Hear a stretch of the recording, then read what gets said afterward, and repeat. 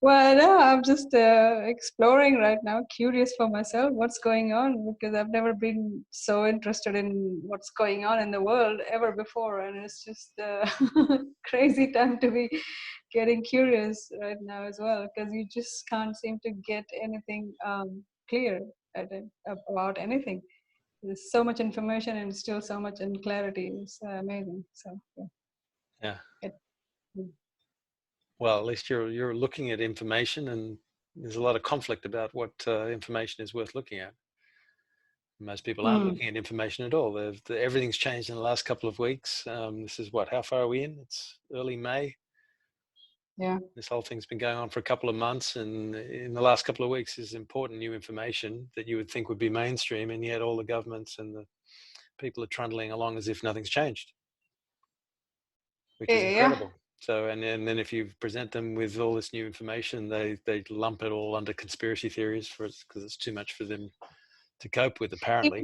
Even friends, people, supposedly open-minded friends, they can't take it. They're like, oh, science and evidence, and it's just unbelievable. Yeah, but there is quite a lot of science. I mean, there's some critical areas of science, right, that have changed. A lot of the studies on Exactly. alterations of the death rate is absolutely critical in what the response is. I mean, from the very beginning, the only reason why I reacted strongly and came home from India to Australia, because I was worried, primarily, obviously, because of the death rate. At first, when all they had was diagnosed cases, the death rate was appearing to be 3 to 5, sometimes up to 10, 12%.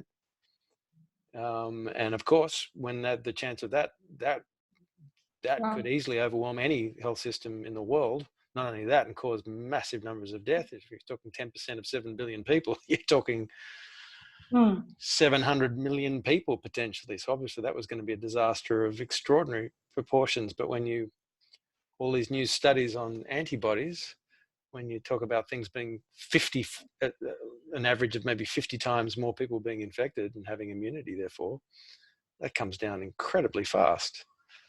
And it really does go from, say, 5% to 0.1%, which is the same as the seasonal flu. So it's instantly gone from something potentially disastrous to pretty much not much of anything. I mean, and that's science. That's not science. I mean, when you lump in all the 5Gs and all the other issues about whether the test is reliable and so forth, which never gets mentioned really on the thing, and whether or not we're going to be waiting for a vaccine, which again is still the line, and yet there's so much material around the efficacy of vaccines, particularly coronavirus vaccines, who's got the financial interest in marketing them, et cetera, et cetera. None of that's being mentioned on the mainstream media at all. You're right. So it's pretty incredible. It's incredible. And yet, in a surprising way, some people are so fully convinced, and they seem to have evidence that all these roads lead to people like Bill Gates. Everything leads to Bill Gates. You mean in terms of him being the good guy or the bad guys in the? Bad guy. Bad guy. Well, yeah, for the conspiratorialists, yeah. But even so, I mean, there is plenty of evidence about the patents and so forth, about the following the money and so forth. I mean, just even if he isn't a bad guy, the sheer conflict of interest and his vested interest, tweets about it being the best investment of all time, getting into vaccines, all the pre-preparedness and the dry runs that they did, and the state, and the fact that there's a whole lot of evidence. I mean, it's just hitting the media now, and the media doesn't accept it when the American government's saying, well, we've got some evidence that China was involved. Incredibly, they don't offer any of it, but at the same time, everyone's just whatever, that's just bullshit and so forth. We saw that quite detailed documentary 4 weeks ago about the guy tracing the thing from the Wuhan lab, and then there's all the stuff that's basically implying that the Wuhan lab was commissioned from America and Fauci was involved. I mean, there's a lot of evidence. The idea that these people just dismiss the whole thing as if no evidence and We haven't heard anything. It's all a complete, like, I don't want to hear any of it, which pisses me off because, as I say, we got this strange thing where we can't be let out of our countries. You know, now we're locked down. They're talking about like this emergence from, you know, out of lockdown, and then at the same time, there's a side that they say, well, the borders won't be opening anytime soon. They haven't even explained why that is.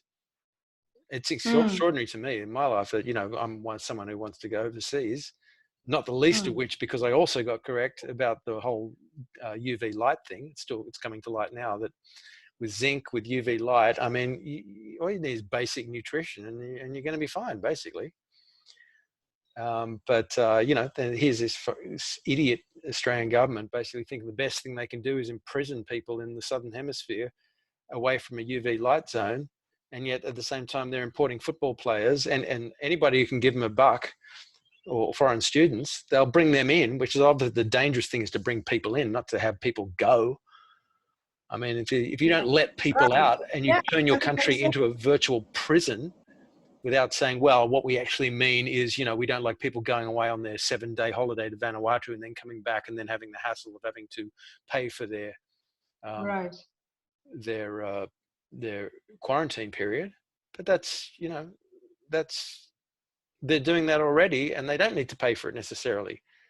Why not have the option where someone can leave the country and just say, well, you know, I'm not coming back for 3 months or something? But no, they're literally saying, they're telegraphing, like all the conspiracy theories say, they're saying what they're going to do, basically implying to everybody from the very beginning, we will turn your country into a prison. We will turn it into a police surveillance state. We will set up 5G while you're under lockdown. And if you don't make a peep about it, we'll just take that as implied consent. We'll notice that we can do basically anything we want to you. You know, and that's exactly what they get. They get implied consent, even though there's like a subswell which is encouraging of people on the internet taking risks to be vocal. You know, and obviously they know that they're exposed in that way. Then the vast majority of people, that they're just getting what's on the news, and the news has not changed. You know. All they do is poo-poo hydroxychloroquine, and you know, obviously, I reckon if I got it today, I doubt the doctor's going to give me hydroxychloroquine. They're going to intubate me, which some people are saying is the best way to kill someone. You know, so it's so back the front, the whole thing. Yeah. And the very fact that they're not changing tax shows even more that a lot of these conspiracy theories are true. That there is something fishy. That this is all about control. You know, and yet, as you say, the vast majority of people who are just used to never even having a single thought that's outside of the box are fighting, like it says in the Matrix. They're so inured to the system that they're fighting to defend it based on nothing, you know, and because they just haven't even noticed all the signs that have been in front of them their whole lives. They just can't accept it because they have become so reliant on the system and they've trusted it all their lives and they've benefited from it, and suddenly to think that maybe that's not, you know, that's not how it is. So they cannot accept it. They can't deal with it. Yeah. That would appear to be the case. Yeah. Yeah. And the fact that they're even drawn into any kind of response is encouraging, because most of the time they just sit there in the comfort of the system. I mean, God knows how they feel about being effectively one slot away from slaves. I don't think they realize it, that they are slaves already. But as I said, as you mentioned, like it's about, you know, going for the stake in the Matrix rather than going for the while what? they're the stake, you know, in the Matrix, the scene where he's right for right. They want the comfort, and they never peer forward in time. They never. They don't want to imagine which way it could go. Like the frog in the pot, you know, you just basically heat it. As long as the change is incremental, they never notice that anything changed. I came back from Canada 5 years ago. People didn't even seem to notice that there was inflation. They didn't understand the first thing about how money works. They get up in arms about taxes, but they don't notice that their currency is being consistently devalued, and inflation was happening 10, 20% 20% a year. I would come back every year and notice that everything, because when you travel the world, you tend to notice these things. You have to constantly be aware of the prices, and it's quite interesting to see how some things are expensive in some places and cheap in others. And you come home to your home, and the next year you go, oh my God, that's literally 20% more expensive. And I'll you'd say say, that to people and they don't even notice it. As long as they were in the system earning their money, they assumed that their wages went up, and they just kept yeah, paying more, and they didn't even notice that they were like that frog in the pot heating up. So right. they don't look into the future and think, well, what if this turns into an AI freaking microchipped dystopian control? They lose their job, you know, and they're now losing their job because their entire identity is their job. That's what gives them that security. So it's kind of cool. They had it coming basically to be challenged in this way. But Yeah. yeah, It, it was the same thing with the coronavirus at the very beginning. It was like you know, people couldn't even conceive of the whole exponential function, the potential before we had all this information that, you know, you get something and yeah, then you give it to three people. It's like, you know, yeah, it's 10-year-old mathematics. It's like you double it, then you double it again, then you double it again, then you double it again. Pretty soon you got a pretty large number. And yet yeah, I was amazed. Like, I would seriously say 9 out of 10 people I knew could not even conceive. They couldn't even get that in their head that was a possibility. It's like everybody was saying, yeah, it's just a flu. And that's when there was no evidence that it was just a flu. That's when, from the very beginning, the evidence that appeared was that there was a death rate of 5% and upwards. So there was a very good reason to be scared at the beginning. Now, when everybody's freaking out, there isn't a good reason anymore, and yet the whole agenda of control and is very clearly being laid out and waiting for people to actually get off their asses and go, wait a minute, you know. but the people who were saying it is just a flu, they haven't changed their opinion. The ones that I know, I just No, want but to point that out. right, They but didn't. they don't have to, because they didn't even necessarily take stock of the actual data at the time. They were in denial, and if things don't go badly, in the end they can say, well, I was right all along. They weren't right, they just got lucky, which is the same thing as being in the matrix system in the first place. You're assuming that you get lucky, or you use the, you know, law of attraction and assume that because you were positive or ignorant or whatever it was, that things turned out in your favor. It doesn't mean that you're correct. You know, it just you got lucky, basically, or you played by the rules, which is the normal way that people do. If you play by the rules and you don't make too much noise, then the assumption is you're fine, and that's, you know, that's got a lot of grounding in human history, right? As long as you're a yes man, you generally you quite often end up on the winning team. But some of us, maybe we don't have ancestral lineages of being yes men, and things didn't necessarily work out quite so well. A lot of people have suffered at the hands of a lot of assholes in history as well. And it's a Yeah. question, yeah. And if you look for it, you see it literally everywhere. Hmm. Mm. Yeah. No, it is very. It turned out to be really scary. Obviously, the whole country, the whole planet is in lockdown. Yeah. The whole planet is in lock for whatever reason. It's like unbelievable in a way that all the leaders of all countries except for one or two agreed to this and went ahead, which made me suspicious. Some in the beginning, like, wow, well, obviously there's something else going on, like the whole concept of reset and new world order in whatever way it means.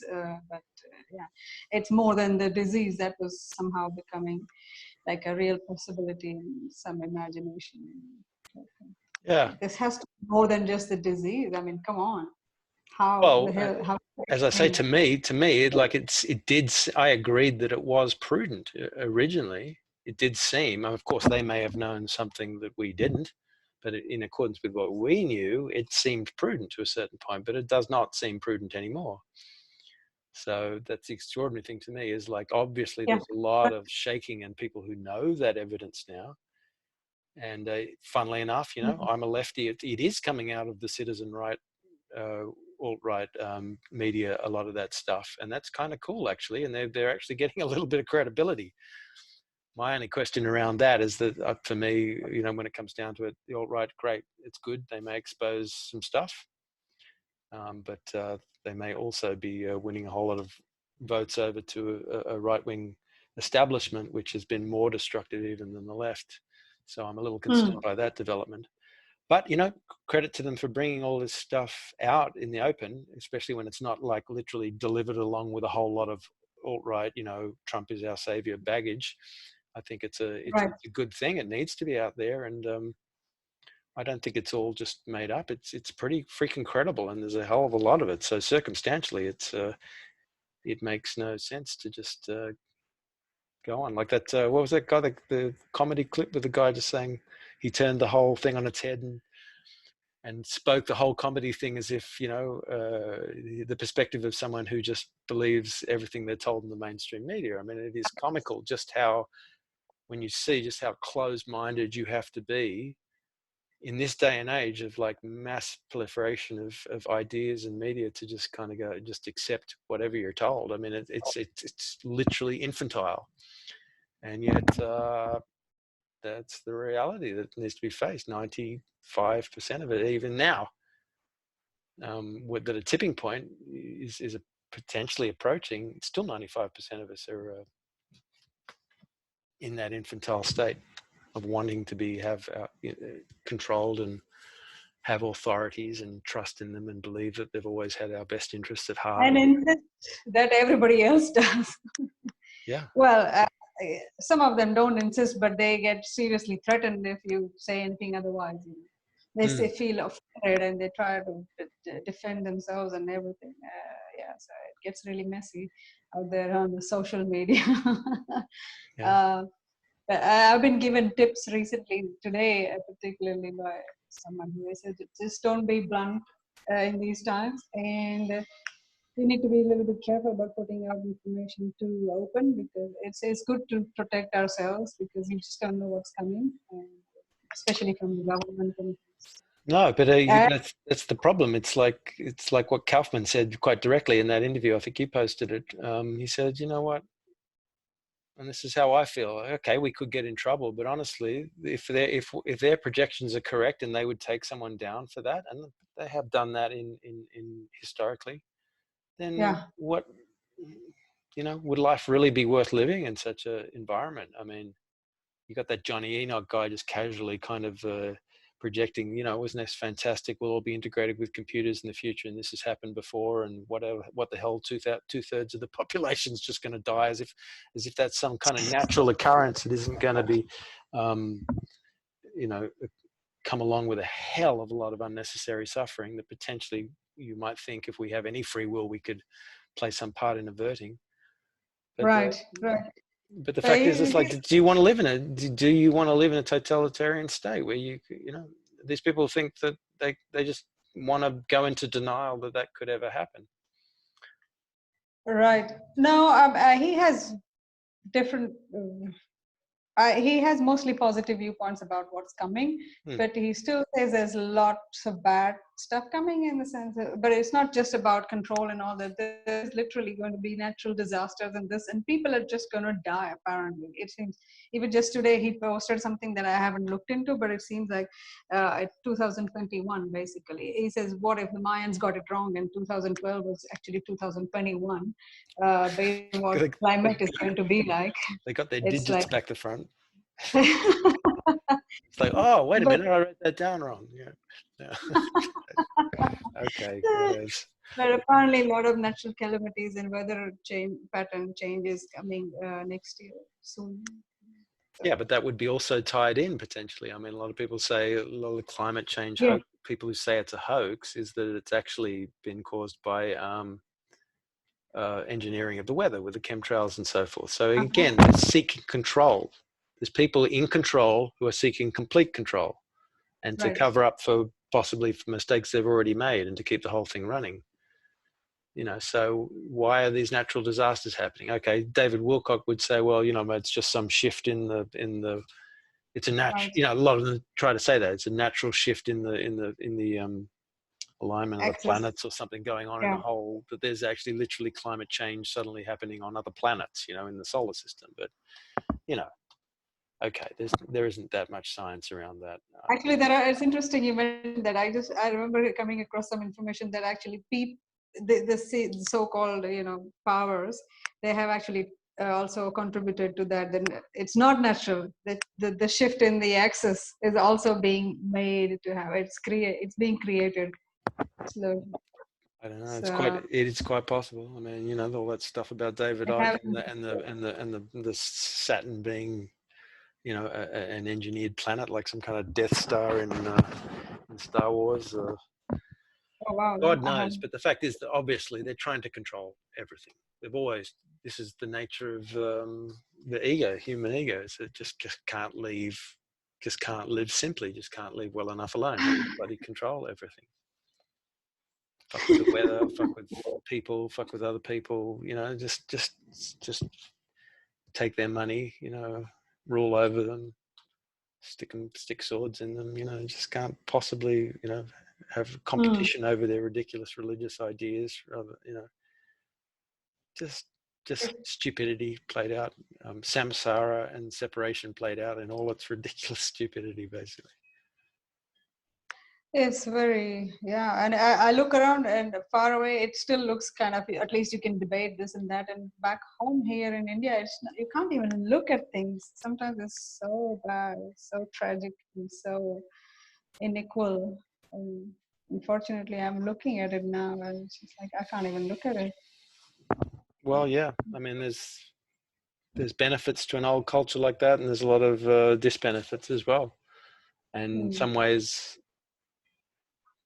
that's the warning sign that you have to put up. It's like people say, well, it's like they got this surveillance system in China and this social credit system, and it could never be like that in our countries. They haven't noticed that basically the entire West has been marching very gradually and very quietly to the right for the last 40 years, and all the money's been stolen by the rich and the rich. So it's mm, quite, as you make the poor poorer and the middle class poorer, you end up with mm, an India effectively.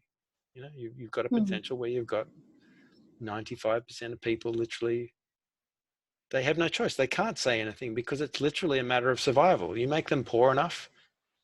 mm. It has been happening in the West. It used to be like you had some sense of independence, but people have been talking about shrinking wages for years and the destruction of the middle Mm. class. The same procedure is happening. It's a Correct. agenda for control. It fits with the whole control thing that basically you don't give people leisure anymore. You make them desperate about survival. And when they're desperate about survival, they don't go to university and have fun anymore. They go to university and they compete like fuck, and they lose their humanity. They become competitive animals. They basically get all the coding that life is about competition, about money, nothing else. And they're forced into that position. And humanity and morality and all the higher aspects of a human being and compassion of the true left is just basically lost. So yeah, it's a devolution. It's the making of humanity into subhumanity, and it's all generated out of politics and the acquiescence with things going on without even noticing that they're happening. And that's why I've been trying to sound the alarm on that for years and years, and I've just been literally blown away about how resistant people are to hear any of it, basically. Right, because it's the same. I understand what you're saying, but I have had the same thing, denial for so long because you want to believe in the system that you were brought up in. Because somewhere it's just so disturbing to think otherwise. We're just so, Mm. um, Well, even I mean, though you can see it time to time. yeah. Well, there's something to be said for positive thinking and not projecting negativity, and that's part of the problem. People don't want to carry that negativity around. It doesn't feel good. Right. It doesn't look good to their friends. They're worried that they won't be liked, and everything depends upon belonging. But the problem is that's the weapon for the right-wing fascist movement. Is like they want people to actually to believe that everything's okay. That's like the frog in the pot. He's basically sitting there going, it's all been fine till now. I'm basically okay as long as I play the game, and Yeah. Yeah. I'm okay right now. I'm okay for now. I feel comfortable. I'm comfortable. I don't. really have to think about other things and other people so much, Hmm. because I can't really do anything. I can't really change everything anyway. So I'm just going to say that, okay, Well, I'm comfortable. that's part of what I was trying to say for a long time, was like, look at what the information age has gotten us. We have all this information and we have potentially power. I mean, that whole thing of the 6 degrees of separation. Facebook, if you took away its algorithms for limiting your information into an echo chamber of a certain number of people, you've got a web of information Right. that really could liberate everybody if people chose Yes. information and shared it intelligently. But this resistance to share, this Right. pride, and this preferring pictures of meals and over somebody basically saying something impassioned that they believe about, there's just no interest in that by comparison, is just a choice that everybody makes to just fail to utilize and see what's in front of them. It's the same thing as Bitcoin. It's like you're literally handing them the way to co-opt and destroy the most powerful thing. So this great offering comes along, like Bitcoin, this great offering, the internet, this great offering, social media. All these things have the power to completely undo all the inequality and power structures and just shit that's been created by people. Right. It's in the palm of everyone's hand, and they just kind of go, oh, I don't recognize it. They just don't take it. Right. It's like it's in the end, it's like, do we even deserve to be free? Because we just screw it up constantly, and Oh, you just keep saying to people, here it is, here it is. You explain it, and they just, like, if the sentence is like got more than 5 words in it, they just go, oh, that guy, he's saying, scroll down. I'm not interested in that. It's just it it's just staggered we're me, being, this resistance and this but denial. it's not just that simple, right? We are being systematically dumbed down slowly, gradually, in so many ways that it's a lot of people get into that kind of if you're not careful, you are going to just end up um, like be superficially involved in this whatever is around you, because you're constantly being in with the entertainment, what are food choices, whatever Right. else been going in your body, you're just being dumbed down system. They are Yeah. very smart. Exactly, like I said with the sweeties. It's like, we drive around in a Western country, and every service station is full of sugar.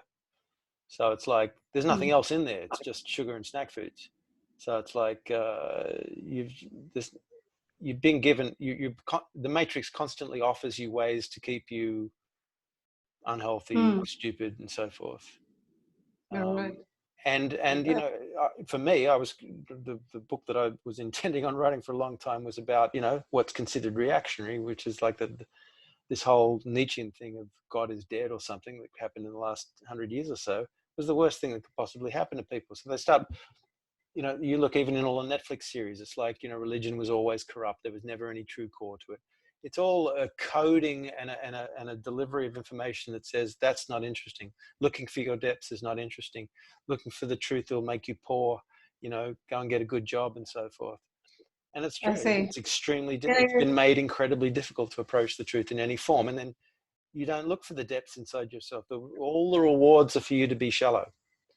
And that is the matrix. The matrix is an excellent metaphor, because it's basically you do what we say, stay shallow, never seek the truth inside yourself, and all the rewards of this world would be given to you. But it's the right. same. It was written about throughout the ages. Like the Faustian bargain. It's like just giving. It's like losing your soul, losing the kingdom of heaven. To get all the things in the world, but you don't even get all the things in the world. All you get is to be a slave who pretends that these things are available. I mean, the joke that's played on us is amazing. Yeah, I just want to say I realized about talking about social media and all that, this echo chamber. But it's funny that how okay, recently David Icke's page was taken down by Facebook, and but it's I mean, obviously makes sense that there are new pages. They're making new pages, unofficial David Icke, and then there is something other else, David Icke, and this and that. So based on what you liked, so their algorithm actually makes it all available to you. So it's kind of funny in a way that you, even though So you have to make sure that you do click likes and these things on where, whatever you are interested in, because that's Sure. what you're going to be fed anyway. So Yeah, but I mean, the eh, echo chamber thing is not so much like the question of censorship, in ways that is good if it gets strong enough, and that's the meaning of a tipping point. Even that Malcolm Gladwell book, the tipping point is like 3%. That's the extraordinary thing. Only 3% of people are required to create a massive change. So right, it's the echo chamber is more that basically you tend to hit, it's hard to be objective about what's reaching the wider population because you've right, programmed okay, into it what you want to hear. You might right, say, oh, I'm going to join that group on 5G action, I'm going to join that group on yeah, coronavirus, and pretty soon you're getting this impression that everybody's on this thing, when the truth is that right. the algorithm, you can't really be objective about how far it's really gone, I see. Yeah, no, no, no. I saw the because you evidence could of just that. be, you're having 100 people who are hugely interested in it, just constantly feeding your stuff. But the I censorship see. thing, I mean, that might turn out good, because it's like these mega corporations, the Google. Hmm. That's a classic kind of like co-opting by the system. This was all alternative, the Googles and the Facebooks and everything. Yeah, This was like the new capitalism, like 20 years ago. .com, everyone was competing over who was going to be the masters, and they've taken control of everything. Amazon, and now they've become the new devils. So and yet we're still stuck on them. So now people might actually really. I mean, it's the first time I've really taken seriously that I would go to other platforms, because I haven't I see. seen this level of censorship before. It's like everything was up. It was all in plain sight. And the very fact that they're censoring is a huge message that they are actually worried for the first time. You know, I mean, from their perspective, they would say, look, these rebel rousers are creating um, dangerous misinformation that's false, and they put their fact checkers on it and everything. Hmm. But is The fact checkers are another interesting bunch, right? They don't seem to be very credible themselves, actually. No.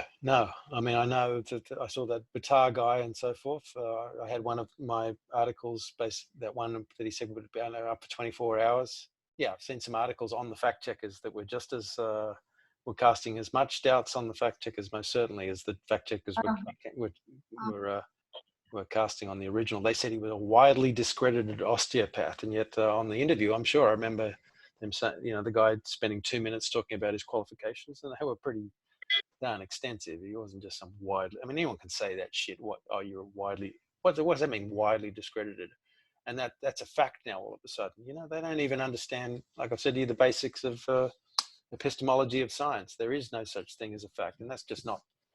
Of course, you can say that glibly, but it's true. In the end, there's only better theories. That's the philosophy of science, and it's very clear there is no such thing as a fact in objective reality, in external reality. So for them to be yeah, basically the funniest things, these science boffins going around saying, well, you know, oh, we held the facts. Tell me the facts. They don't even understand how science works. The whole scientific method is about a creation of a hypothesis and then producing the best theory that is expected to be superseded at some point. There never is a fact at any moment.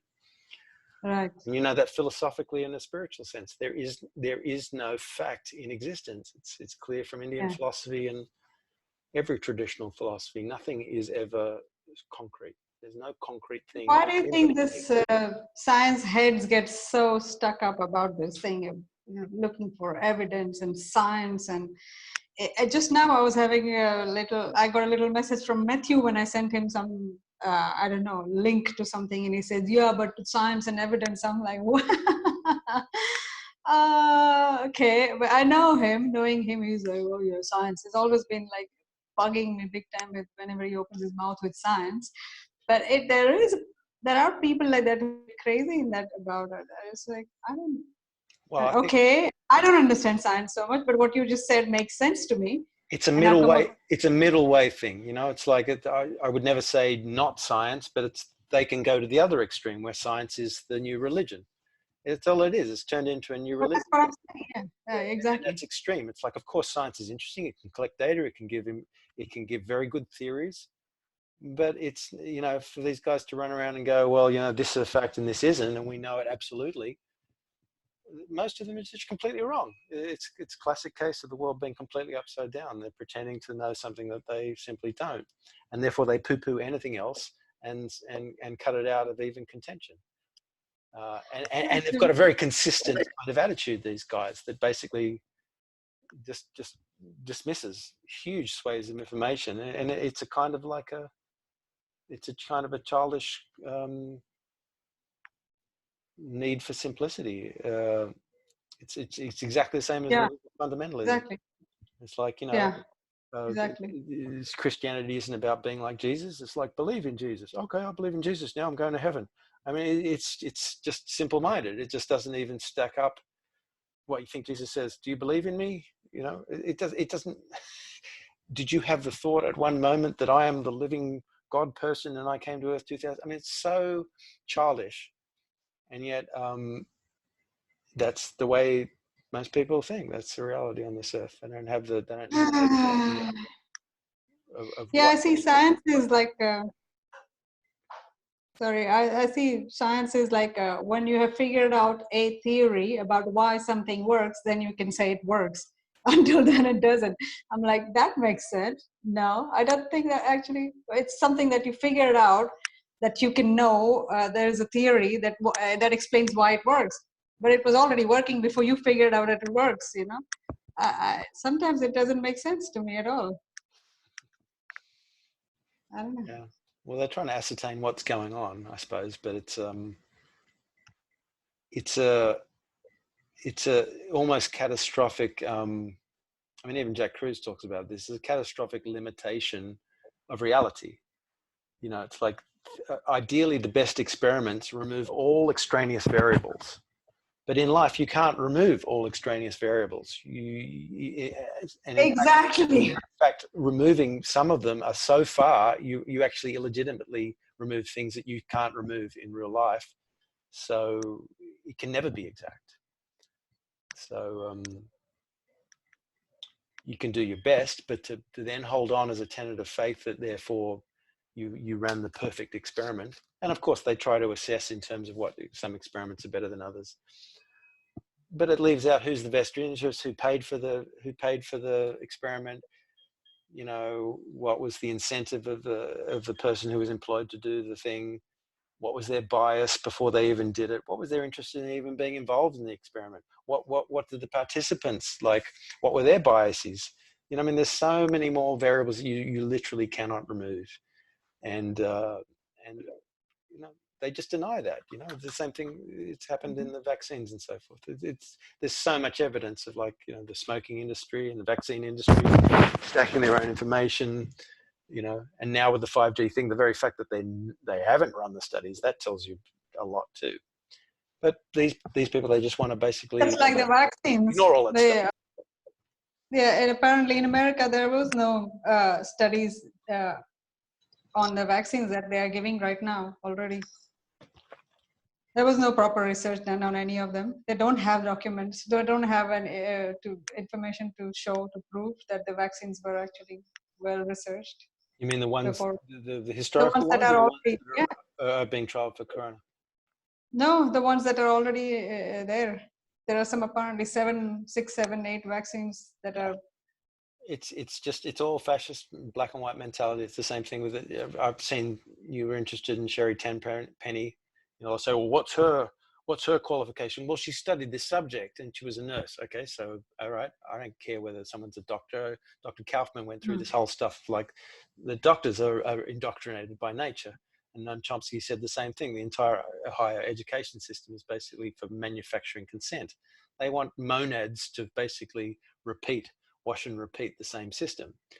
So, you know, she basically showed a whole lot of stuff that was very compelling. I've seen some of her stuff that Yeah. you know, a lot of the claims of victories for vaccines were at a time when you can easily easily explained by the process of better sanitization in cities. in the first half of the 20th century. So basically, often you can see that a disease Uh-huh. became extinct even before the vaccine. But the vaccine came in and claimed, with a process Mm-hmm. of propaganda and advertising, claimed success for what basically you can Mm-hmm. show that it wasn't the thing. So that actually did the job. So Yeah. that's valid information. But then this becomes a tenet of faith, and the Australian government won't No, even because you can't tell sell the it. You country to can't say it. sell. Exactly. So freedom of speech is gone. It's just all this, it's all pure fascism and vested interests. So for these people to actually believe in objective science that it's perfectly objective is like believing in Santa Claus. They just don't have the evidence for it. They're total jokes. They're literally got egg on their face. And it's the same thing with the people who, you know, um, are believing this whole lockdown thing. It's like the joke is on them. The problem is that we all suffer from it. So, if Mm. it was only them who suffered from it, that would be one thing. But everybody is suffering from this denial and the fact that these controllers who appear to be there, even 15 years ago, that was conspiracy theory. If you thought that people were consciously controlling, doing bad things in the world, I remember I thought that was untenably just extreme. I remember even when I saw through a lot of stuff a long time ago, but now it's just blindingly obvious that there are a group out there, and Mm. when you really meditate upon what their motivation is, what they really want, when you open up just how nasty these people are, and the possibility, it's outside of our paradigm, but there could be some possession or what people might call evil in the old age. But basically the ego gone wild basically wants to dominate the world and just considers it some kind of sport. Then you realize that they're having a good laugh at how stupid people are, and that justifies their right-wing mentality. It's like, well, look at it, it's the survival of the fittest. If these people are that freaking stupid that they Yeah. can't get what's happening, and they've had it right in front of their faces, we even telegraphed it, we printed documents and told them what was going to happen. If they're that fucking stupid, then they deserve everything they get. I know this is exactly in India. I've lived in so-called whatever wealthy society for a while to see them how they think. It's exactly, they say they literally believe Indians don't deserve democracy. They are not fit for it. The rich people, they just want, they know that these people are just dead. They are nothing. They have to be herded like sheep, Right. basically. Well, you said the problem is that, to me, that's a self-fulfilling prophecy. They're creating, those people are literally creating that situation by holding people down, by making them, I not suppose, yeah, yeah, allowing yeah. them to educate, not allowing, I've seen time and time again, and this is what you get from a spiritual path, is looking at people, and there's Right. mystery that all the techniques are so incredibly difficult, and only the advanced students, after they swept the monastery for 12 years, would be told the truth and so forth. And yet I've seen people walk in and they just, like, teacher just tells them, and they just get it. Hmm. It's not that Get complicated. it. It's just the Right. ordinary. It's just being Exactly. enabled and empowered to see the truth, and then being, if you're then put in that environment and you're encouraged, then you can live in accordance with the truth. It's just a simple question of a tipping point. It's, as in Buddhism, Yeah. people have Buddha nature. It's just simply been, we're like as in meditation, we're like the glass that's got full of dirt. We have the nature, we have every capacity to understand the truth. It's just everything in the system, in the matrix, holds us in illusion, not the Hmm. least being these controllers. So they're playing their Hmm. part in the whole thing. Hmm. And then Yeah, that yeah, leads yeah. that That's what idea, is it all us, basically, is there even a them and an us? But that's another level. remember that feeling like that myself though, that yeah, some people are just so stupid they can't be trusted for to save their own lives actually. Um, they're just so, but what causes that? That's a real question, isn't it? Why are some people in that kind of situation where they're just so unaware and unprepared and just so um, I think in some ways it's almost like karmic and ancestral. We have such a baggage of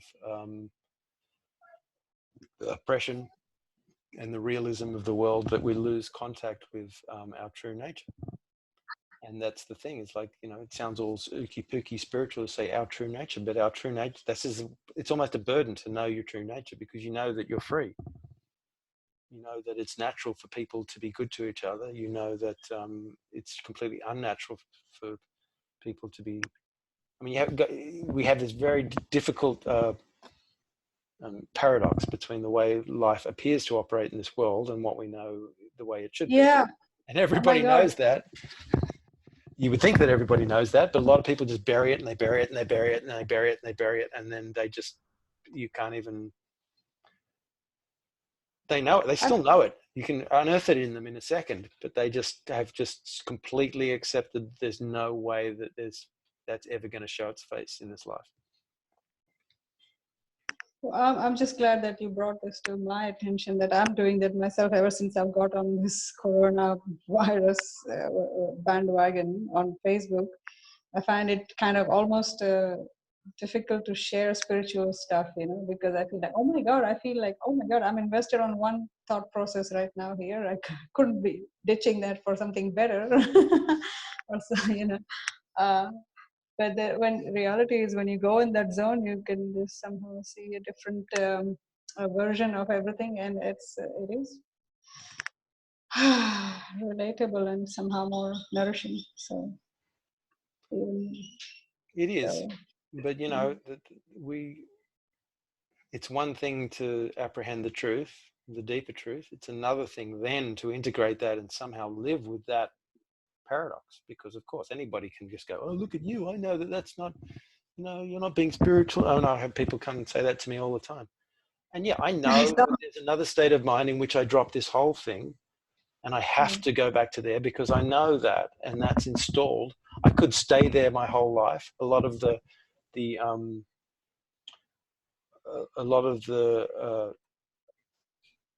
approaches within that are like, even if the world is burning, which it is, you would just kind of stay there. And that's one theory. It's just not been my experience that I mean, I, people, I took on the Tibetan viewpoint partly that basically bodhicitta can mean like serving the everything, the all, throughout eternity, or there's also this life. And when things are blindingly obvious that, that we've just like literally on our knees, and all that has to happen is a handful of us need to stand up. Well, shit, am I just going to sit there and not allow myself, as John de Ruyter would say, to flow into my person, out of my being and back and forth? Me, I allow that as long as I can maintain some level of contact between the two, and I'm not bullshitting myself completely and getting totally lost. And even that is a learning in how to move between those different levels of the building of consciousness. right, I get slammed by some friends sometimes about why, if you know the truth, if you have tasted this, whatever this understanding is, then Why would you bother with all this stuff? Yeah. why would you not stay there in that space? And do If they? that's the truth. So you see, it is so easy as a human being to be a complete hypocrite. And in fact, I think the whole motor of development is actually discovering that you're a hypocrite. So the fact is that okay, it's down to you to decide that, but that's not really ultimately their business to be pointing that out at all. And chances are the very fact that they're in your business at that point means that they're probably just the same as you being drawn into Yes, right. I get it.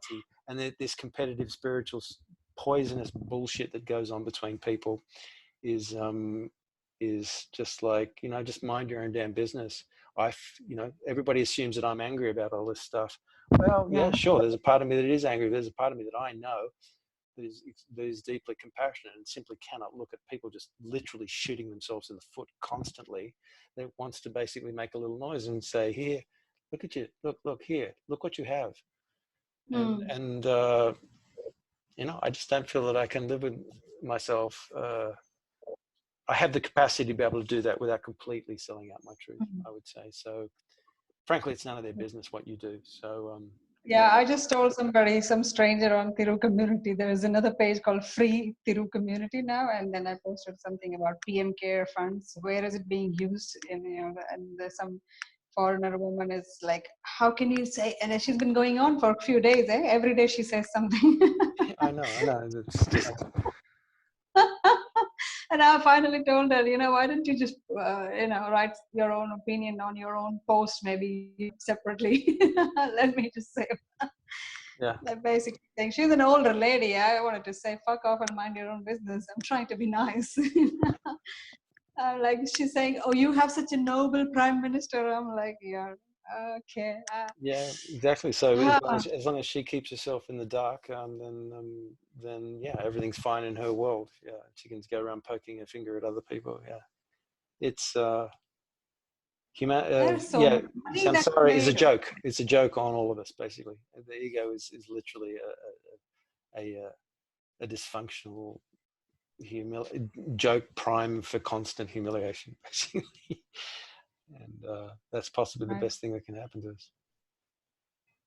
Yesterday, Tas was saying he asked about something, and then I was just saying how involved I've become on this whole social media thing about Facebook, and he said, "Yeah, I noticed," and then so I was like saying how it just almost feels like a mission, It's like, but do you accept it? Do you accept it as your mission? I'm like, what do you mean? So he said, well, that's a line from the Mission Impossible. Like, do you choose your mission? I'm like, I haven't seen Mission Impossible, so I don't know. But I said, well, what I said, what felt came out very clearly was that it almost feels like the mission chooses you. And like he immediately like shut down and he just said namaste and like fine, you just stop. He wasn't gonna argue with that. I don't know, like, yeah, that's better. Yeah, you let people do what they feel clearly pulled to do. Sure. Yeah, I think that's just a joke on the on that Mission Impossible thing, because of course there's nothing necessarily profound about Ethan Hunt or whatever his name is. Do you choose to accept? Like he had 5 seconds before the thing self-destructs, but I don't know. do Okay, we I get to heard. choose? Do we get to choose our mission? I mean, of course, that's advisory through and through, isn't it? Do we really have a choice? Exactly. Yeah. Do we get to choose? I don't think we choose. Actually, it chooses you, and it. That's it. Yeah, and Byron Katie would say, "You let it be as it is." If you and you're always at liberty to re-examine where you stand with something at any moment. To ask yourself if you are being true with it, like how true is it? Tolerably true? Do you feel that it's got some function? Have you made some sacrifice? I mean, in Tibetan, there's a sense of like suffering may or may not be chosen, but in a sense, metaphorically, it's a kind of sacrifice. You're taking on the sins of the world. Obviously, the world, or even if it's separate from you, if it's dualistic, or if it is actually you, is kind of messed up. But by Byron Katie, you can also just accept it. You can accept its messed upness. So there's many shades of approach to it, but you can always tell when people like they have one and they're just wedded to it. That's the problem. It's the same thing with the science guys. It's just like I feel very comfortable in my comfort zone. I will not live with paradox, even though paradox is screaming in my face every moment of every day. And I'll go around and hassle other people about whether or not they believe. It's just like, yeah, humans are just extremely barely. We're 1% more mature than apes, basically. I'm just learning to see it is okay to just, for myself, that it's okay to just let people be. Don't have to try and, impose your viewpoints. But if they come arguing, then I'm not going to back off, from. I used to give in and say, yeah, okay, whatever. Maybe you're right, but more and more I feel I don't have a need to. And at first, especially not right now, there is no need to back off. Yeah, you can argue or just basically let what you've said stand. I mean, I often do that. I just let it Yeah. stand, and or say one thing and then let it stand, and then just go. I'm not going to argue with it, but I'm not going to. It's nice to be able to. It's kind of humble to be able to roll over on a higher level. In a sense, it is true that they say I can. turn the other cheek, Yeah. or in Tibetan they say to accept the defeat and offer the victory. in a sense. So I'm having to see that right now. I mean, literally, as the world degenerates, you've got people literally degenerating into selfishness. I'm surrounded by people making masses of noise. They obviously have no concept of consideration or concern for other people. They all just swim in each other's narcissism, and they think that they're normal human beings. And yet, it's what was I going to say? I was going to get that, getting a bit tangential there. Yeah, Doesn't. no problem. Yeah, it's the fact is things are moving so fast that actually in a way in itself proves that you can't really hold on to anything, and you just don't know what's going to happen next. But we have to be vigilant and aware, and can't say I'm not interested, because I don't know if even if you're a believer of Advaita or this or that or whatever, I saw it for myself. It's all happening right now. I mean, it's all the perceptions are in there possible, so why not? You Exactly. could. Exactly. I mean, and that's why we talk about like Tantra, I think, and the Buddha's teaching on the middle way is always pertinent. I mean, that is so profound, and it's so rarely mentioned in the spiritual areas. It's like we're always confronted with, well, what do you do and what do you be? What do you you have free will and yet you don't. There's always the spectrum of choice and reality being seen from multiple perspectives. Right. There's something to be done in the world, and the world is to be completely accepted. You know, they're two different Interesting. levels. They're profound. It's profoundly difficult to live the both of those. It's a far greater challenge than just going, oh, well, I'm going to apply acceptance to everything. Yeah, it's very for me it is very alive right now. Exactly what you just said is because you know where I come from is, so to speak, spirituality, and for me it's been a big shift to see that, oh my god, there is this world out there and things are happening people are suffering, and sometimes I feel it, experience for myself, like I feel suffering of some kind I can't even explain. I feel suffering, I cry, I feel pain, anger, hatred, so much I cannot explain. I cannot pin it down to anything. Yeah, uh, during this process, it's like I've been feeling the collective, and I've noticed that that's happened more in my life, particularly since I got this Tibetan bodhicitta thing, that I can kind of like feel suffering of everything. But at the same right. time, it's like when that gets too much, I've been having to come back to the opposite. You do have to come to acceptance too, because if you get lost in that, you really can be in trouble. I mean, in the end, if you get really Yeah. overly wedded to the idea I must change the world, Byron Katie is extraordinary for that. It's like, really? And what do you get for believing that the world has to or should have changed? And it hasn't. The world But is it's supposed to such be a good a place. different. Is it true? Can you absolutely know that it's true? It's like you can do your best, but the paradox, I keep saying this in the Bhagavad Gita, you do your best and surrender the result. It is paradox. It's like you want to change the world, but you don't know if you're going to be able to. Well, You you don't can't even know if it's your actually. business. You don't even know if it's your business. Your business may be just to simply go, this is how it is. When I find, and I've been seeing this recently, if I come to the really deep teachings of Tibetan, that like until you can see that this is God, like the shittiest thing, you being surrounded by total assholes or people completely taking your space or completely failing to value you, is God. They say it's like literally the guru.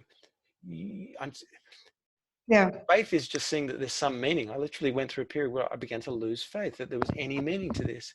But when you come to like look and see that it's possible, that the reason for this is like there's a very profound thing of you living through an unchangeable circumstance, giving it your best, but still living through the unchangeableness of it is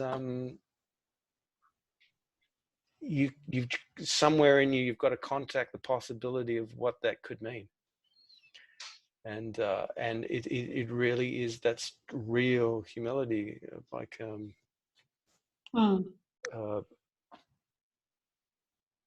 because it comes to unconditional. Like, you can rail against the world as I often do, but I mean, the truth is like, you will never be at peace until you discover unconditional acceptance of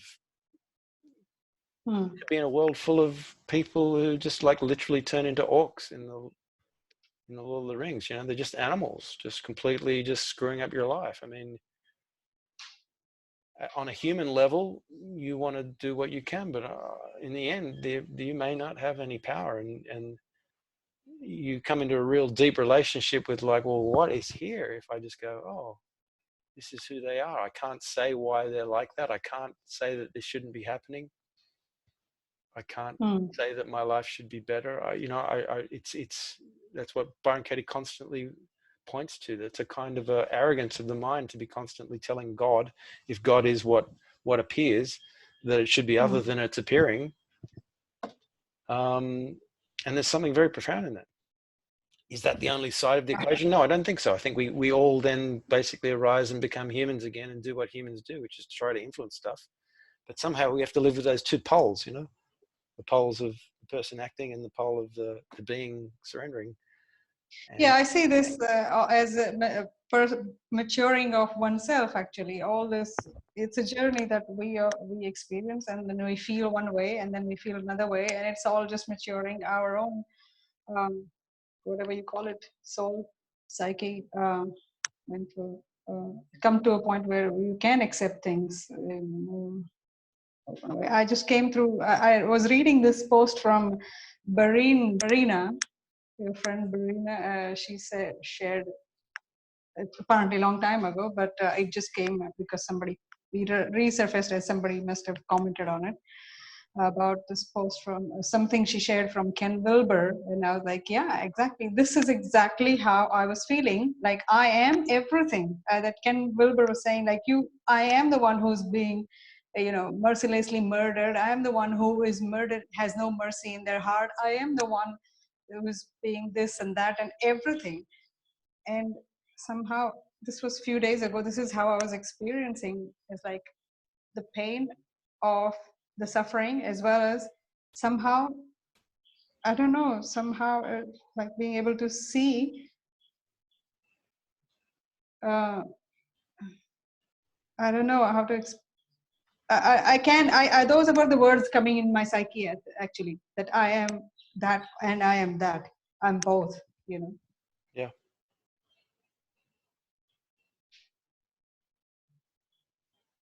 and yeah, so yeah, I don't think of it so much as like I'm the bad thing, but somehow I encompass the whole reality just by feeling it.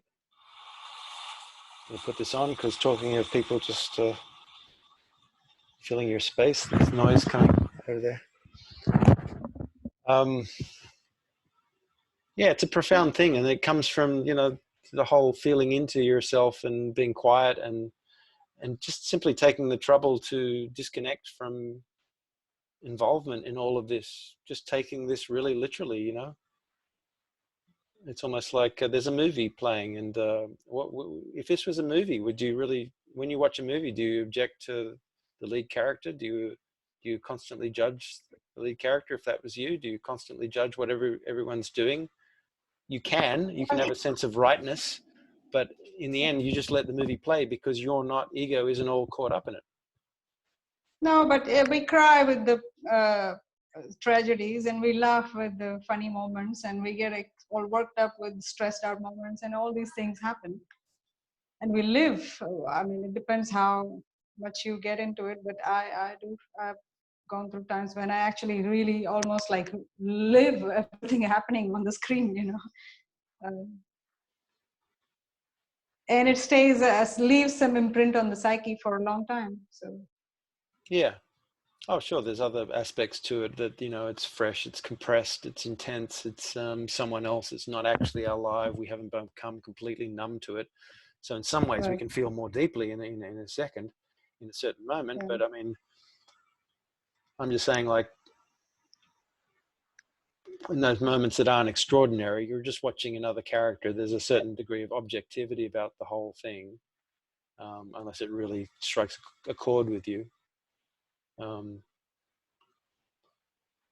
I suppose it's just that thought, like from Advaita, that we're not the movie, we're like the Mm, theatre, we're the projector screen, we're the screen. yeah. So it's like any movie could be playing, And you see that with Byron Katie. It's like, really, I shouldn't, my life shouldn't go this way or that way. When we get our ego all over stuff, everything has to go away. Anything doesn't go away and we completely freak out, you know. That's when we know that we're really caught up in something. Not only are we trying to do good, you know, like we're trying to warn people about the state of the world, which incidentally might be not our world. If we caught corona and died 2 weeks from now, it wouldn't be our world anymore. So it's not eternal. So, and yet we're very, if we become extremely insistent, then we're in within that spectrum, we're getting too much caught up. Like Ramesh Balsekar, I remember I went to see him, and it was like, you know, getting over involved in daily life. I think that was his thing. It's just like when if you become too much of a human, really, which is ordinary, right? Everything about the Matrix is saying just be a human. You know, you'll get this and you'll get that, and if you do this, you'll get that, and you get all the rewards.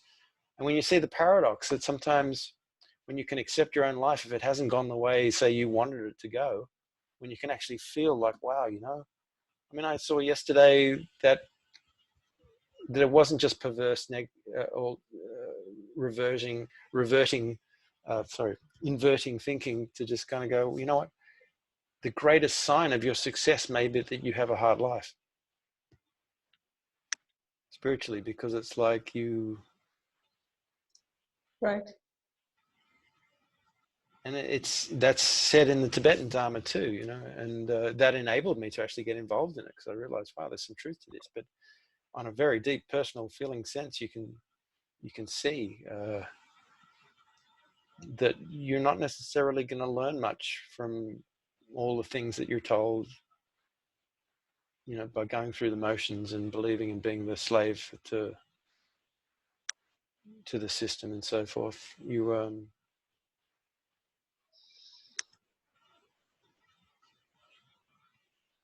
yeah, fallen out of a little bit since yesterday, but sometimes you can see very clearly that your life isn't, as John would say the same thing, life isn't necessarily about you everything going your way. If there was one way that involved suffering and there was one way that involved pleasure, he said, if you were truly true inside, then you would have, if the suffering way caused a little bit more truth, then you would take that way and you would completely ignore the issue of more suffering. Now, of course, your person is going to object to that, but that's the beauty, because you're going to have this, it's going to accentuate that showdown between your person and your being, because your person often wants completely the opposite of what your being wants. And so you're going to be brought into close contact with what happens when you have to choose, when you're aligned with your deeper self, and it has to choose between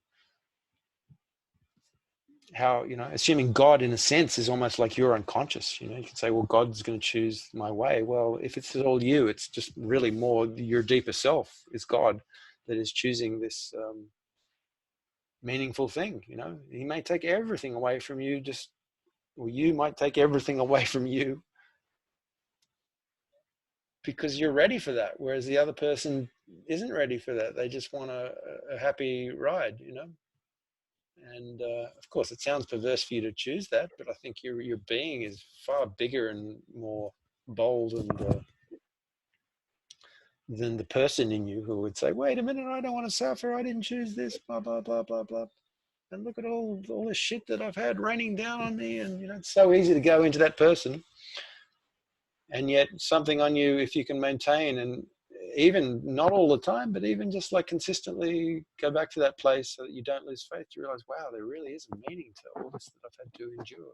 It's not just random cruel shit heaped on my head for no reason whatsoever. I mean, if you feel that, then you're in a lot of trouble, right? Because you've Like stayed you on. often.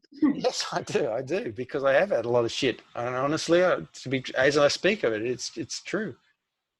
I honestly believe there's only one way to explain why I've had a lot of shit, and that's because I accepted the truth so deeply.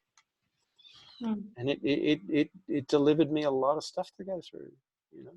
And my person and my mind that was very strong was just like, wait a minute, hang on, that's enough, thank you very much, you know. But Mm. it's it's a cutting edge of, like, it pushes you right to the edge of your faith and your sanity, that you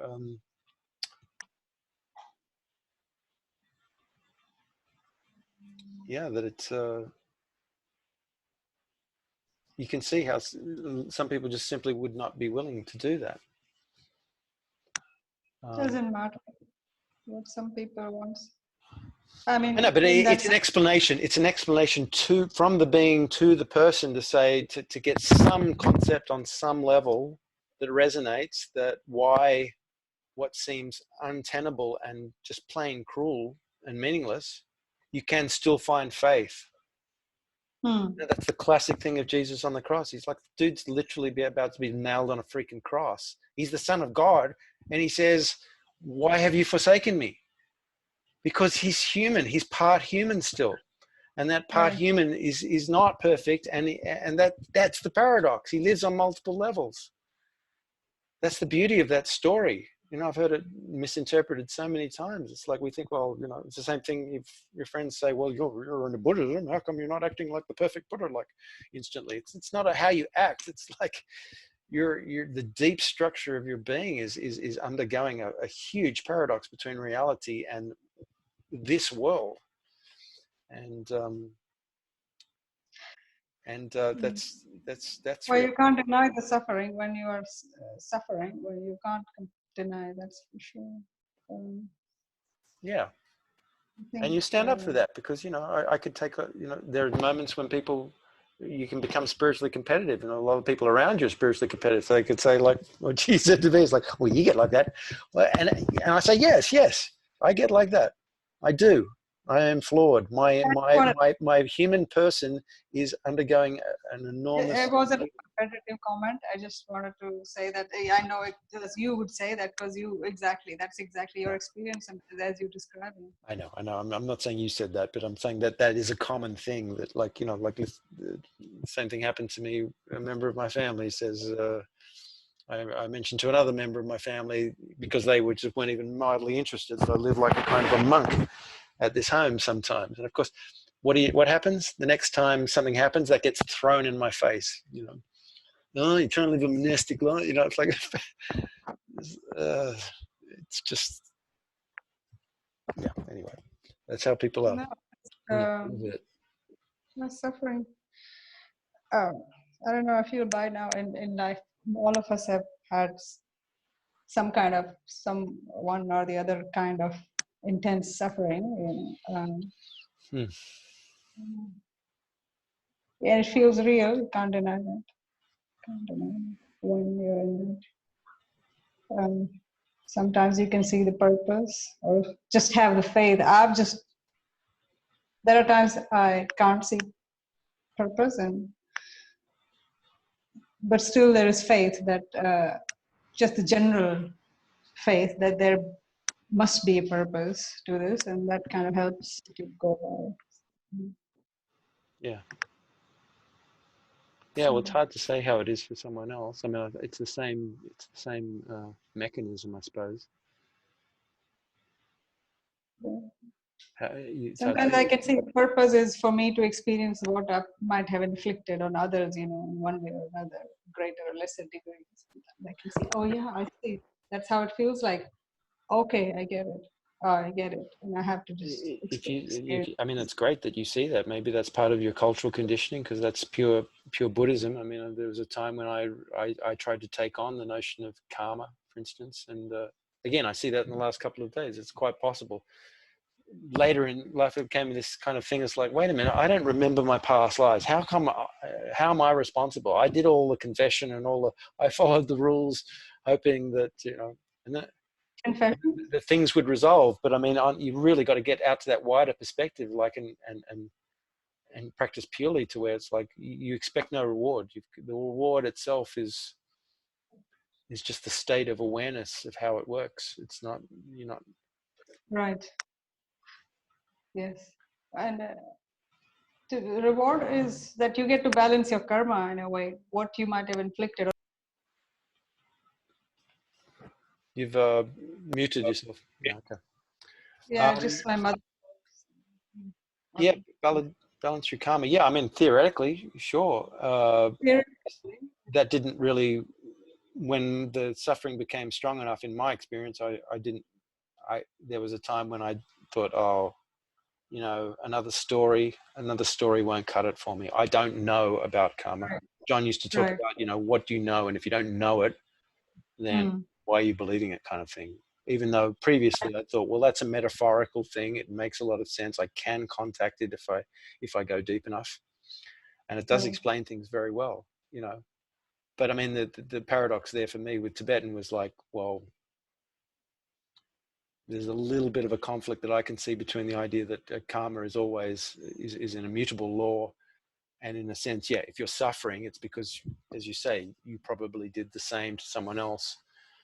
You know, metaphorically speaking, in terms of within yourself, it's Probably, okay, that's theoretically you can say probably, but I was like, really literally saying about myself that I can see sometimes very clearly. I get reminded in my memory, whatever you call it, in my, oh, that sure. I have done similar things in the past. Right. Well, I don't know. And In my how it astrology, feels. I see that it's written in like I think a lot of my karma is from past lives, if that's any truth to that, because I quite often don't feel. I mean, sometimes yeah, I can contact where there's truth, but there really is a lot of times when it feels like I don't have any contact to why Hmm. this would be happening to me, none whatsoever, and that Right. No, I can, is another yeah, level of especially like you've got to take responsibility for it, even if it's not yours. And that is where what I was going to say was like when you literally are taking on the sins like Jesus was on the cross. And when hmm. you take and give in on the higher level of Tibetan, it's like literally you're willing to take other people's stuff. And then you say, well, when I'm just taking other people's stuff. Um, it's not Because just you're stronger than them, I guess. So you just, I guess that's how it gets given. That's another theory, that it wouldn't be yeah. given to you if you were strong enough to be able to hold it. Although Well, it does feel maybe yeah, not so. yeah. There's all sorts of different ways to conceptualize of it that have some resonance of truth. Mm. Yeah, that Mm. you know, of course, it's not about congratulating yourself or like what people want to do, make themselves superior or better in some Mm. way. It's more that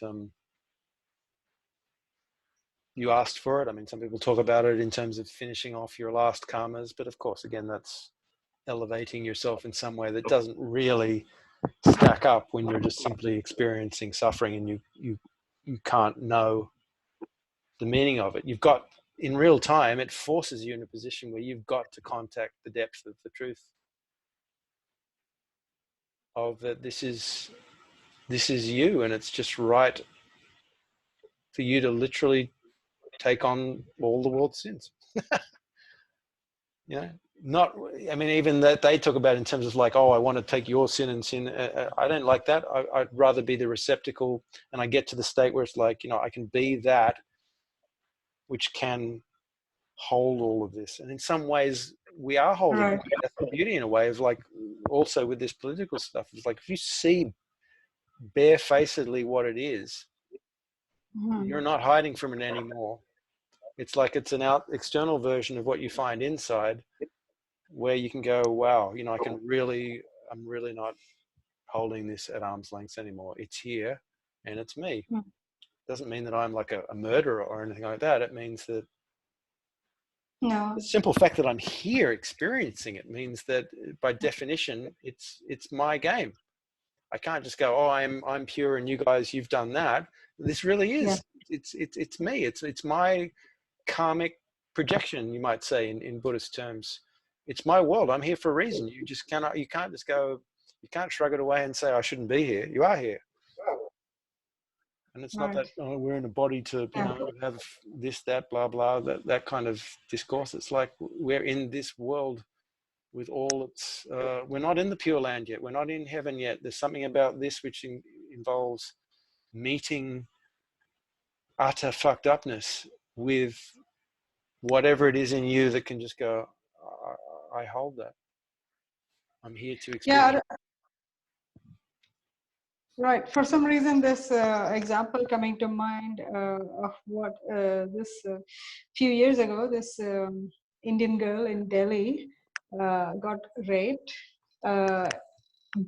and killed brutally at night. She was out with her husband or fiance in the night, and on the bus, and the bus was like empty, and then 6 people just ganged up on them, and it was so gruesome and so brutal, and the whole country was like in a shock. The doctors said that they had never seen anyone so badly mutilated a body before, when it was brought to the hospital.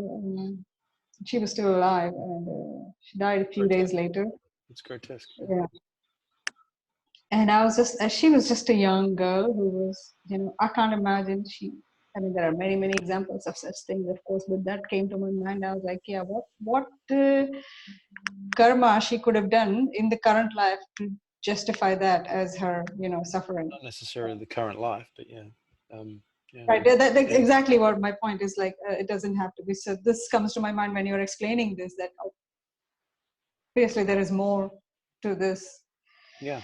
karma And thing I've than. been watching, like, every night I watch a movie, and like one night it's like the First World War, and it's the Second World War, and the gladiators. And when you really think about it, it's like they're just story after story of the most grotesque, apparently unearned suffering happening to people, and we just watch it like it just washes over us. And yet there's trillions of stories. I mean, that's a standard story. That life is, I, that's what Buddha meant by samsara. Life is suffering. These awful things happen to everybody here, pretty much. Hardly anybody gets out unscathed. And that's our fantasy. Our fantasy is that we're going to have these wonderful lives, or that we're going to get out of this stuff unscathed. But somehow that's what it is here. Like Byron Katie is, mothers should be good to their children. Is it true? Well, yeah, your idealistic mind says yes, but is that how it actually is? No, somewhere you've got to like actually really meet that, not just kind of go, yeah, intellectually, okay, I get it. Sometimes they're not. It's like, wow, really feel that when it pierces you, and kind of, like her, that situation was more present to you than the story of the guys in the trenches in the First World War, but it was equally, 18-year-old can kid turns up and then just gets his brains shot out. It's like, it's disgusting. It's grotesque. This is human life. It's suffering on the most extreme scale everywhere, and somehow we're here to live it. I just can't see these movies. Actually, I can't, because it doesn't really wash over me. It gets somewhere in the psyche and stays, and I kind of live with it for a while and suffer from it if I watch. So partly that's probably why I don't watch so many movies. Actually, I feel like I don't want to watch movies, because unless it's like clearly not so crazy, strong impact on me. Something that's kind of light, and Yeah, even well, if it's the time for this and the time for that, I suppose. yeah, I know, I understand, but I'm just saying that I do feel the suffering of such things, and I have watched some of the things, but I know I can't after a while. It's like I have my limitations. Yeah, because it Um, actually, like, if you really can feel, it can make you, it can take you so far into the truth, but in a sense you become dysfunctional, which was the problem when I first got into deep meditation and John and so forth. I literally, it was like, oh, people would, like Muji, say, well, you spend a little while with your zipped up in your sleeping bag of truth, and then everything will be fine. It's like, no, my experience was that if I really engage with the truth, you have to be willing to let go of your life, not knowing whether you're going to get your life back, because it's so pacifying to live in the truth. It's like everything that we normally want as humans is completely reversed, and so our human life can become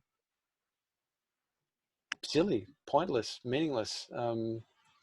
you just have to let go, and then maybe still there is point. I guess I feel. I mean, you don't No, have to. It's not I don't mean, exactly the point. I don't mean pointless in the sense of like that there's no meaning to it. I just mean that it's by comparison, it doesn't have any juice. The juice of the truth fills you so much, like the feeling of that suffering, the feeling of oneness is so all encompassing that Right. you just don't play the game. I mean, it's funny the way Yeah. humans Like I said the other I night, see. I get in a state that's Like like renunciation. Krishna, right? And yeah, there's all this mythology around this guy because he was in some weird state a lot. It's like this can happen to you. All these experiences can happen to you, but the world always like it wants to glorify this or that, put that on a pedestal, live around that story, turn this person into a pop star. And it's just all silliness. You see through all of it, and you're just willing to not play any of it. So you literally suffer in this world even more because you're not willing to play its game. It's so Right. back to I front. see. It I just see. I see. increases the Or pressure. It by depends which nature way. pushes you further and further into the truth. It pushes you further and further onto the edge. So in that sense, it is working. Yes, exactly, exactly. So you can see that your mind, your human mind, is freaking out, going, "Holy crap! I've turned into a vegetable." And yet, on another level, you know this is working just fine. And whereas normally, when you're inside and everyone's saying, "Oh, look at you! You're all buzzy and you've got your little life together and everything like that," and something in you knows, you know what? Okay, yeah, it feels kind of good. I'm getting the rewards. Maybe people, but I know that there's nothing really deep happening. I'm not really living the truth. Mm. That's like John would say. I learned that early on. When you're really in the zone, you know you're in the zone. And quite often we tolerate this kind of half, sort of. I mean, it's okay, I think, to spend some time period Yeah. in the half. But if you really lose the instinct of knowing what it's like to Right. really get into the zone of truth, then Yeah. you've kind of lost it in a way. Yeah. You got to find Mm. it again, which is what's really nice. I somehow was losing what it felt like, that deep feeling, and it's nice. And somehow something about this lockdown has got me feeling all that hurt Right. so much that it's pushing me back into seeing how it really is again. It's nice, and even in the midst of this social action and so forth, which is nice because again you've got this balance. It's like you can contact something very deep and you have this very quiet, fine line between that and coming out in the world, and even if no one's listening, to make the statement that needs to be said about the way things are. Because in classic John terms, and even in the Tibetan terms of the Dhammakaya, Nirmanakaya, etc., from the inside out, from the emptiness all the way out into the most extreme duality, there is a very clear natural expression. And this is why I talk about the true left, even in politics. Now, I don't know anybody who really honestly speaks about spirituality coming out into politics. I mean, it's crystal clear. It's like everyone sees things as relative, all left and right, yada yada, A or B, and so forth. But we would just talk about So that I was just another time. confused because where are those people? I was thinking like, and then when you said it very clearly yesterday, like in principle, it exists, the left in principle. And I was like, I get it now. It's like I'm trying to find the left. Where is the left in physicality? It seems like it doesn't exist It's in the core. reality. Yeah, well, Yeah. it's the core of the philosophy over which you've got a whole bunch of people living in the world and with their ambitions and so forth, and how it actually ends up, like the difference between Jesus is the ultimate socialist, for instance. Everybody be Yeah. good to each other and so forth. We support the poor, we care about the sick and so forth. And obviously the right-wing Jesus is a very different thing. It's like Jesus wants you to be rich. That's not the real Really? Jesus. Well, certainly not in my own. Well, that's what the right-wing Republican Jesus is. I mean, that people often make Really? fun of that. Yeah, totally. They've co-opted the whole thing, and they just don't really understand that Jesus was a caring, sharing type. And so He didn't have any money himself. I thought, why would he say that you have to be rich? I don't know. It doesn't no, make sense. it's a massive distortion. It's very hard to. I don't know how they even managed to pull that one off, but and that's the genius of the left, is to make lies come true. And so the right, I think, overall Right. make lies come true. Um, but where Jesus turns into the DNC, for instance, is What's the answer? DNC is a Democratic National Convention in the US. It's where what is painted as the left in within the spectrum that exists today in American politics, Democrats, the left of the Republicans, is actually in some ways, it's like the globalists, the Bill Gates, and it's the organization of the Democratic Party as it's existing today to counter the other force on the far right, which is the Republican Party. So the question is, when people get hold of power, how much of their actual true leftist ideals remain, and I don't mean far left communism, I mean general leftist, we care about other people, whereas general rightist is like, I want my individual rights in the purest sense, but in the way it actually forms is like, survival of the fittest, I make money better than you, so you can fuck off and die. That in terms of its, But that's the both the reality, parties, unfortunately, in this world. but it's not reality. It's reality in this world. But then I mean, you look even in nature. at Bill Gates. He's just a human being. He's not.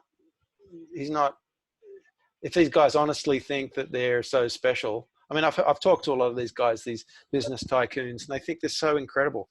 They think, I pulled myself up my bootstraps, and these other people, they don't deserve anything, and so forth.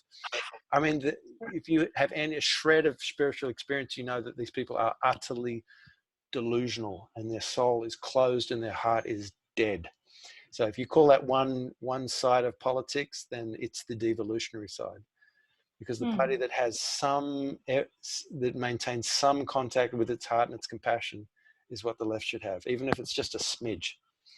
Even if a Bill Gates, and I don't know if this is true, I'm not saying for sure, but if he takes the idea that I would like to help, or it's a nice idea to help people to not die from horrible diseases by giving them vaccines, and then, what he does with that, if he gets corrupted in that and turns it into something else, that's another story. But the truth is that caring for other people, sharing the resources to some degree, not equally as in communism, is what the left, that's the basic philosophy of the left. We don't let people die on the street. We understand that everyone's different. Some people don't get the advantages. Sometimes things go wrong in some people's lives and they're left. I mean, I understand that completely, because my story is exactly that. I could have been a captain of industry. The guys in my class that I beat are rich as fuck. I'm sure I beat the Prime Minister of Australia too. He was in my year. But the fact is that my life led in a different way because I didn't think about money. So does that make me bad? Does that make me deserve to die? No. An enlightened society supports its artists, supports its poor people's, and accepts human difference. It doesn't say we all have to be entrepreneurs, and if you don't want to be an entrepreneur, then you're not human. Therefore, you can just go away and die. That's obscene. It's an obscene philosophy. The philosophy of the right is stupid, limited, unenlightened, and obscene. It's as simple as that. So the kind of question is, are the parties that are being called left, in reality, they're right of centre? Like the left parties in UK, Britain, and Australia are basically centre to slightly right. So they're not really left. They're just left of far right. So that's why the whole thing has become confused, because the right has dragged everything to the right. And that's the way, that's where they want people. They want people confused, because most people don't even understand that spiritual spectrum, the political spectrum. Right. And they don't understand. So you've got these alt-right people basically pointing out for the truth, but in the end it's like, well, I have individual rights to not be controlled by the government and hold my guns. But that's a boutique issue compared to, do I even care about other human beings? That they misunderstand the political spectrum more than anyone, because they basically have this individual liberty thing, and then they vote for a Trump, and basically he completely hoodwinks them. That gives the impression that he's going to give them something, and then gives them something completely different. They're the ultimate captains of industry. As Noam Chomsky says, the most dangerous party that's ever lived on planet Earth. They're just willing to literally destroy humanity for nothing. They're as possessed. The Republican Party in the US. Okay. I see. I see. Guns. They don't give a shit that people shoot each other up all the time, and then they make an excuse that it's all about, you know, individual liberties and so forth. They right bear arms. Republican. So that's Donald Trump's party.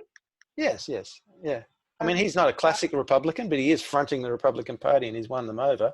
And while he's Right. distracting everybody, they're putting through their agenda.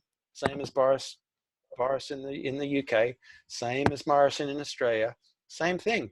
They've basically So, hoodwinked but the same all problem. these left-thinking people into voting for right-wing parties.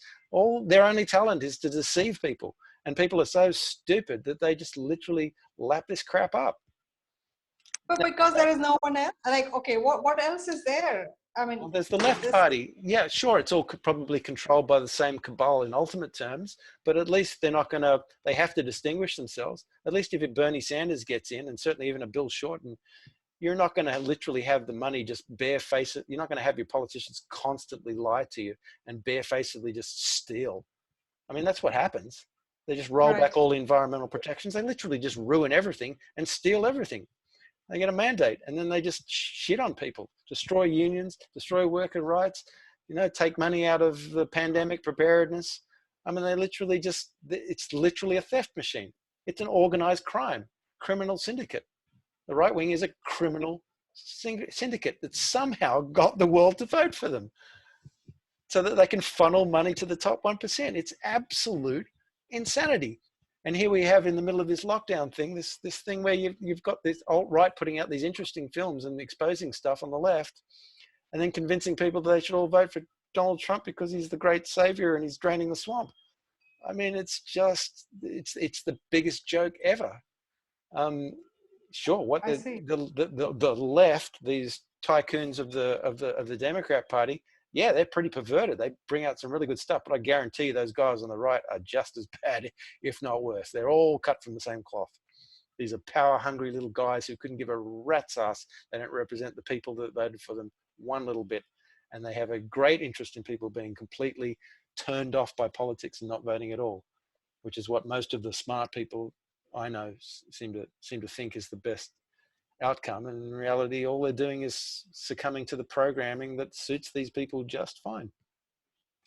Until a whole lot of people stand up, So what's it's just going to the keep going. solution? The solution is to understand the political spectrum, Yeah. understand that the true left comes out of true spirituality, and get off your freaking ass and do something, and spread information, and encourage people to be brave. And then you can topple the whole cart, because it's just a bunch of rich bastards who are possessed, basically holding this power, and a whole bunch of sheep-like people who just go, well, it's always been like that, so it's going to stay that way. It's ridiculous. I mean, it's like literally living under a false, it's the Matrix. There's a false thing going on and everybody's buying into it, and they just go, well, that's the solution. It's a very simple solution.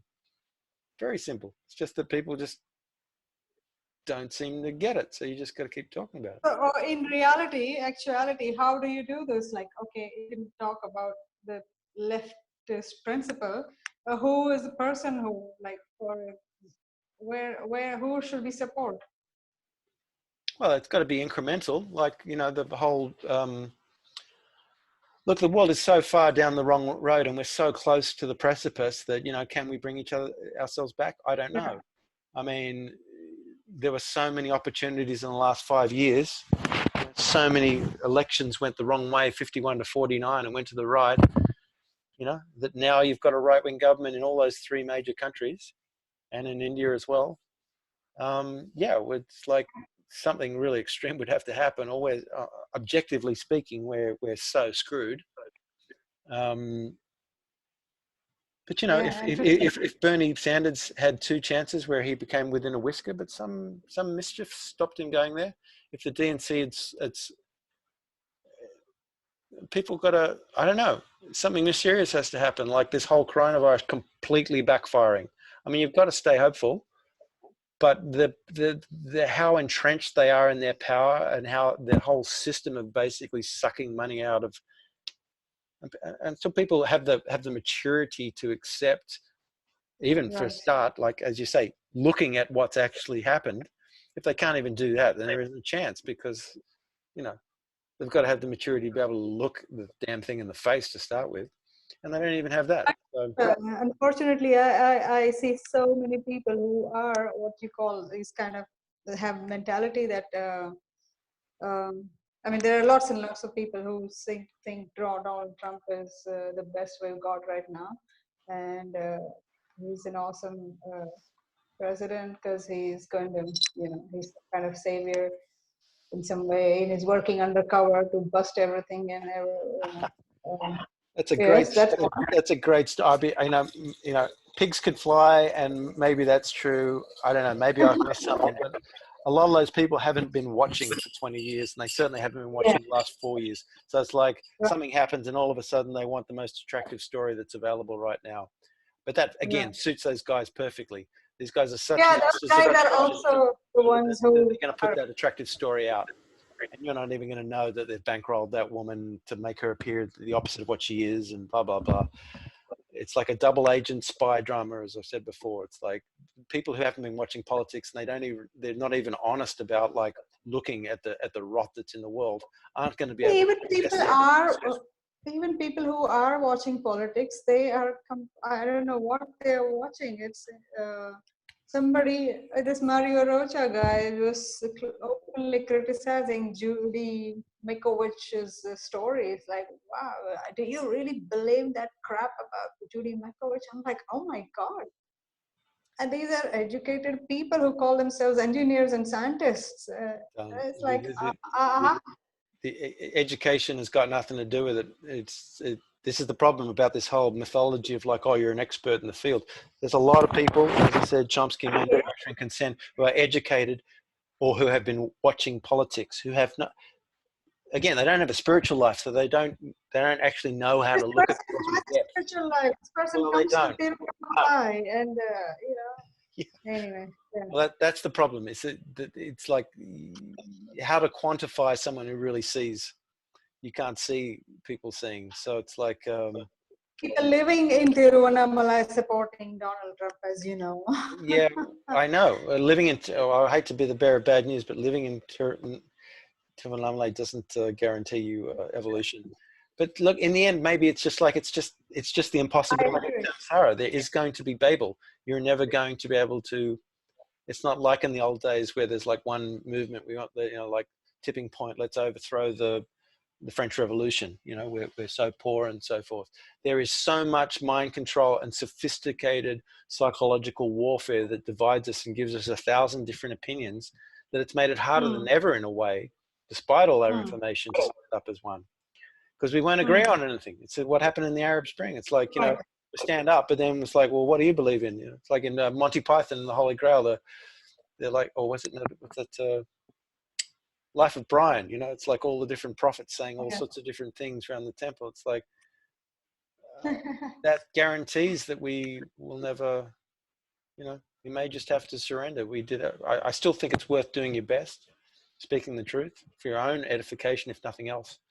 But can humans ever get to the point where it's strange in a way. It's like whenever you see something, you think, well, how come other people can't see this? It's bloody obvious, isn't it? And yet, Yeah. and Exactly. something about social media constantly reinforces the fact, wow, that person believes that. It's like you just can't get a handle on all of humanity. That's the fault of separation. It's the fault of samsara. We can't. Maybe all there is to surrender, because we have to get out of this. In classic Buddhist terms, separation is fundamentally flawed. If you're here, you're in a zone of, you can't solve it here. Basically, it's not going to happen. I just saw that, this woman who I saw very clearly, like, I used to be like this. That's why I'm talking about it. I used to be like, okay, no, focus on the positives and, don't keep pointing at faults and, just live, everybody's doing their best and, and then I post something about Modi, and the Western woman says everybody's doing their best, and why are you criticizing this and that? And I'm like, no, actually, they are not doing their best, and it's just a wishful thinking. Actually, it's very hopeful state of living that people want to think like that. People want to believe that's what's happening, but it's not true. And Yeah. but it's hard to. But then there's the other thing that's absolutely correct. And then there's the other thing of like, what I'm seeing now. It's like you have to but you can't, you can descend into a hole of anger if you really, you somehow have Yeah. to get to that highest level of unconditional love, like for real unconditional love, even if people are absolute dicks. They do terrible shit, and you would think, really, seriously, you can do that? Are you kidding me? Have you ever even tried? What the hell is wrong with you? I speak to you. Life has been talking to you, and you still didn't get a damn thing, and you still have to have unconditional love for them. You've got You to can. accept. I mean, yeah, I can, but I just don't know. I'm kind of caught up in the place where I feel like uh, I can either do that or this. I You know, know, I know. I I'm can't. not. I'm not saying we have to always do that. I often don't manifest that at all. I mean, I find that's why I say it's the highest level. I can have a lot of spiritual principles intact within me, but this judgmental thing, of like, I know the truth of selfishness. How come you don't know it? Is incredibly strong in me because there's this idealism to, as I said before, to apply bodhicitta into this life. And you look at people and they're right in front of you and go, "You serious? You don't get? I mean, what happened to you? Where did your heart go?"